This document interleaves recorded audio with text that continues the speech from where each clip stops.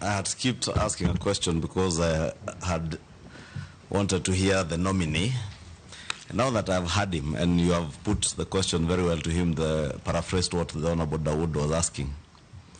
And he's telling us that he is confident JSS grade 9 would sit well in primary schools, whereas many of us in this room, because we are dealing with these issues on a day-to-day basis, there are members in Parliament who will tell you there are schools that are 20, 15 kilometers apart.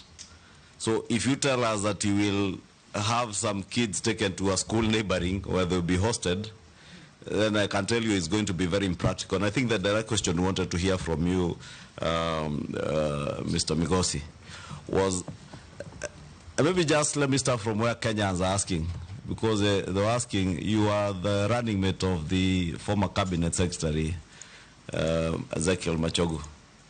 Kenyans have been asking, is this the right person for the job, or is he going to just be an appendage of the person he was running as deputy governor for?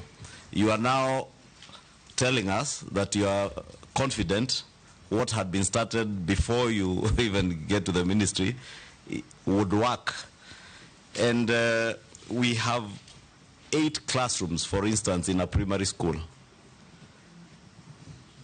Secondary schools have at least 4 classrooms in a single stream school.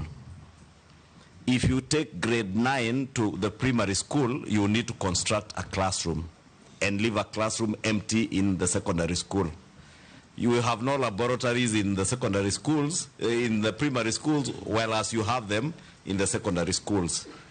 You are telling us you need 16,000 classrooms. You said here that one of the challenges, or rather any problem that you have identified in the ministry from the briefing probably you have gotten from the PSS and other ministry officials, relates to funding.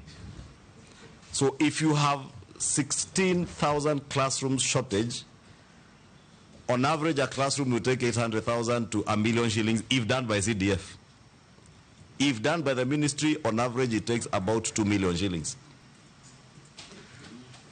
So are you telling us you will, within the next 5-6 months before January, to be able to accommodate grade 9 in primary schools, be in a position to raise, is that almost 32 billion shillings for building of classrooms?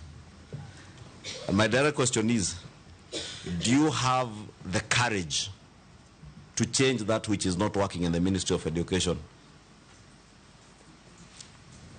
Thank you, Honorable Ichung'wah.